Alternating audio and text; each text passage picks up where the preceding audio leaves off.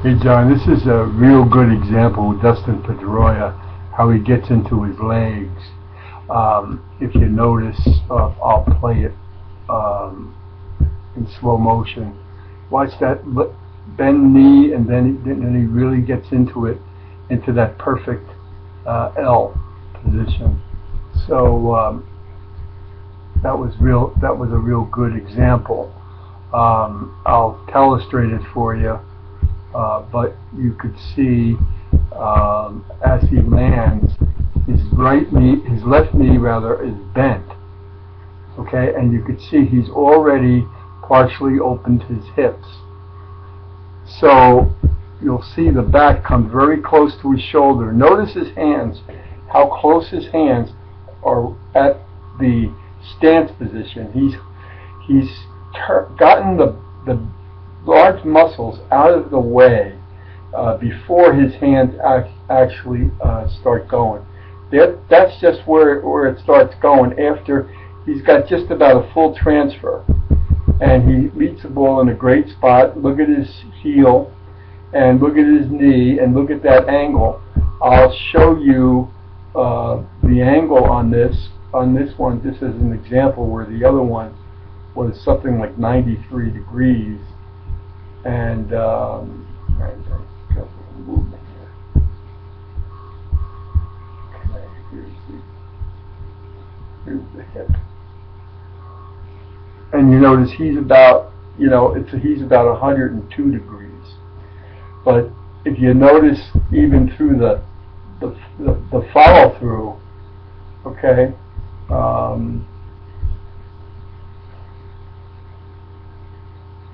He really gets through, and then he ends up, after he hits the ball and he's in his follow through, being in perfect balance. He's on his front leg. All his weight is on his front leg. But then, as he rolls around, going in rotation around the axis, which is his head, he actually starts falling back on his back leg. Now, that doesn't happen all the time. It depends on the pitch. But you could see the tremendous stride that he takes. He's not a big guy, and but you'll also see his follow through. Okay, his follow through is at this point.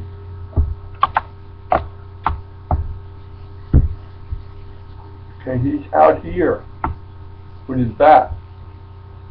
So after he hits the ball, because he's got all the proper mechanics, he drives the ball right through. The other thing I want to show you is his head. This is how you get into your body. This is how you get into your leg. I'm sorry. There's his head. Okay, and when he finishes, notice how his head is going lower, and it's going slightly forward because of the forward movement. He's got a very long stride, but this is how he generates movement, or rather bat speed. His head now, okay, is now just a little bit lower. So his head had dropped in order to get into his legs. That's what I mean by getting into his legs.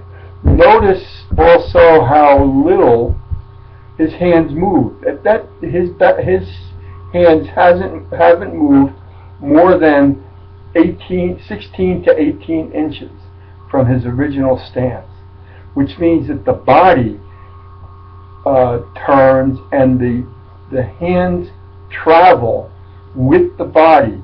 After the body is all taken care of, after everything is freed up, he then, sort of like a frisbee with his left arm, he's frisbeeing his bat out there, and he's got all his power. His shoulders are square, his hips are square, he's up on his toe, and it provides him with the ability not to cut off the swing, but to follow through to where he goes, which is way out there. He doesn't have the greatest follow through. I've seen better, but you know, it's pretty darn good. There it is there. He doesn't quite get into full extension with his right arm, which isn't, you know, a horrible thing. But his left arm, however, was pretty much, you know, straight. Hope you enjoyed it. I hope to hear from you. Bye.